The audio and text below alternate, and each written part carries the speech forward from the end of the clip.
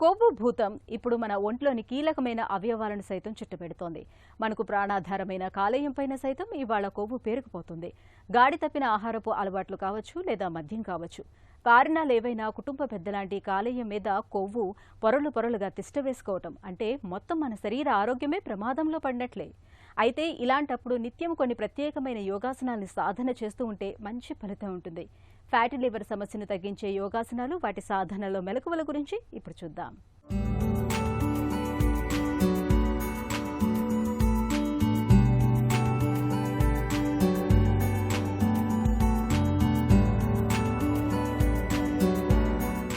ఈనాటి కార్యక్రమంలో మనం తెలుసుకోబోతున్నాం ఫ్యాటీ లివర్కి సంబంధించినటువంటి కొన్ని యోగాసనాలు, ప్రాణాయామం ఏం చేయాలన్న దాని విషయంగా.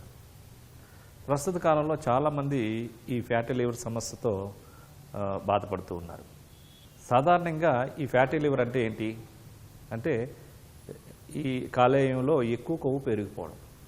సాధారణంగా ఫ్యాట్ ఉంటుంది, కానీ ఉండాల్సిన దానికన్నా కూడా ఎక్కువ పెరిగిపోవడం వలన ఈ సమస్య ఏర్పడుతుంది. ఇది సాధారణంగా ప్రారంభంలో వాళ్ళకి ఏ రకమైనటువంటి ఇబ్బంది పడకపోవచ్చు, కానీ తర్వాత వాళ్ళకు ఒక రకమైన అలసట, నీరసంగా ఉండడం, బరువు తగ్గిపోవడం, అదేవిధంగా పొట్ట పై భాగంలో కుడిపక్క నొప్పి రావడం, ఇట్లాంటివన్నీ వాళ్ళకి జరుగుతూ ఉంటాయి. అయితే దీనికి అనేక రకమైన కారణాలు కావచ్చు. ఆల్కహాల్ తీసుకున్న వాళ్ళు అందరిలోని కూడా వస్తుందని చెప్పలేం. ఆల్కహాల్ తీసుకోలేనటువంటి వాళ్ళు రాదని కూడా చెప్పలేం. అధిక బరువు వల్ల రావచ్చు, ఎక్కువగా ఫ్యాట్ పెరిగిపోవడం వల్ల రావచ్చు, జీవనశైలిలో మార్పుల వలన రావచ్చు, డయాబెటీస్ ఉన్నప్పుడు కూడా రావచ్చు. అయితే చాలామంది వచ్చిన వెంటనే ఒక మెడిసిన్కి మాత్రమే అలవాటు పడిపోతూ ఉంటారు.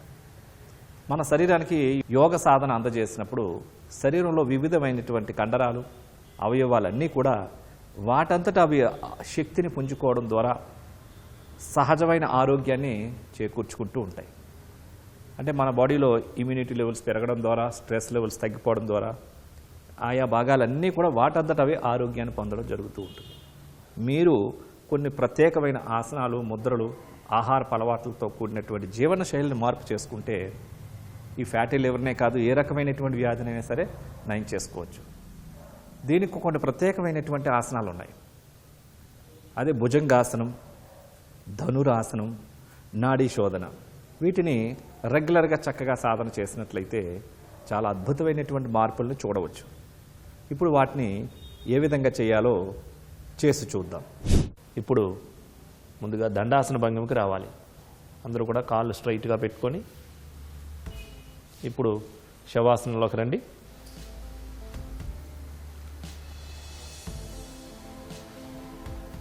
ఇప్పుడు బోర్లా పడుకోండి. పాదాలు రెండు జతలో ఉంటాయి.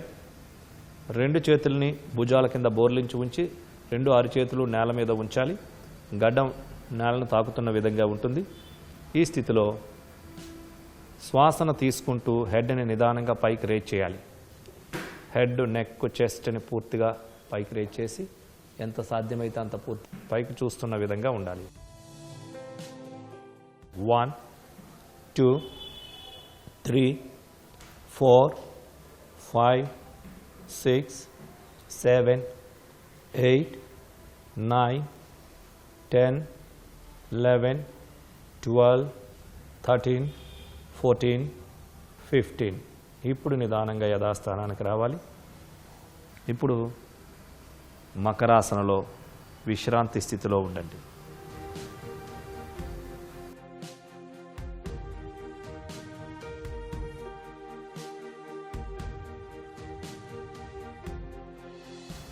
ఇప్పుడు మనం ధనురాసనం చేయబోతున్నాం.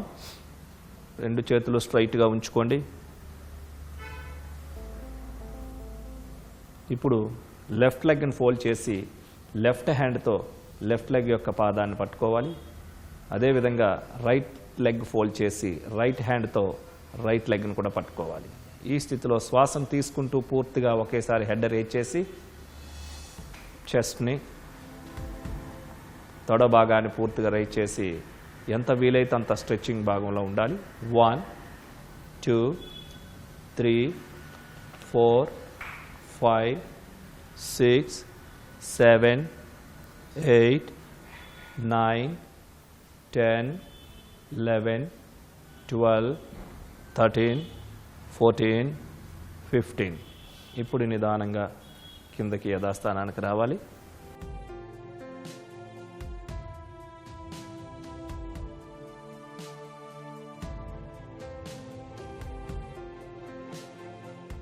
సుఖాసనంలో కూర్చోండి.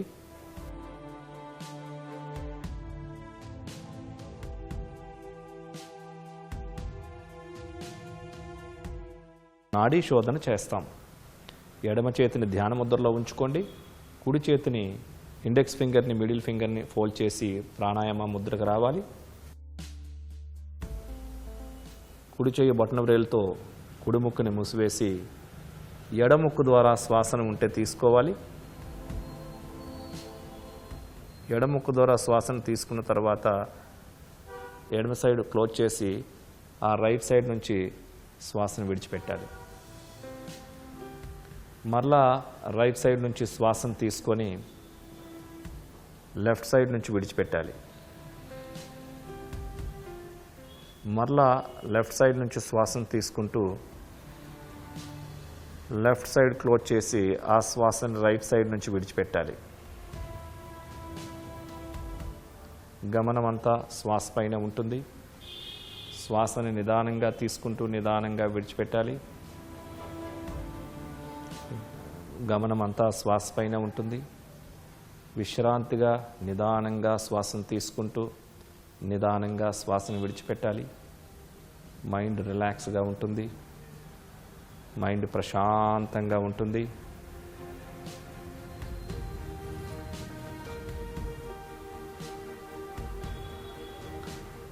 లెఫ్ట్ సైడ్ ద్వారా శ్వాసను విడిచిపెట్టిన తర్వాత ఆపాలి.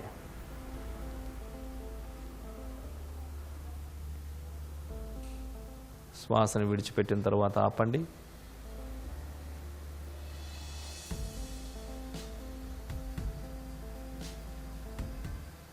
చూశారు కదండి, ఈ భుజంగాసనాన్ని, ధనురాసనాన్ని, నాడీ శుద్ధి ప్రాణాయామం ఏ విధంగా చేయాలో. ప్రతిరోజు కూడా ఈ భుజంగాసనాన్ని ఒక 5 సార్లు చెప్పన, వీలుంటే ప్రొద్దున్న సాయంత్రం కానీ, అదేవిధంగా ధనురాసనాన్ని ఒక 5 సార్లు చెప్పన, అవకాశం ఉంటే ప్రొద్దున్న సాయంత్రం చెప్పన.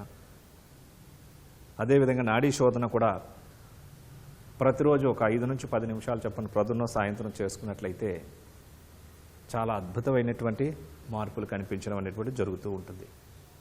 అదేవిధంగా ఆహారంలో కూడా కొన్ని మార్పులు చేసుకొని జీవనశైలిని మార్పు చేసుకున్నట్లయితే క్రమం తప్పకుండా ఈ యోగాసనాలు ఈ రకమైనటువంటివన్నీ కూడా చక్కగా చేసినట్లయితే మరి ఈ రకమైనటువంటి సమస్య నుంచి చాలా సులభంగా బయటపడవచ్చు.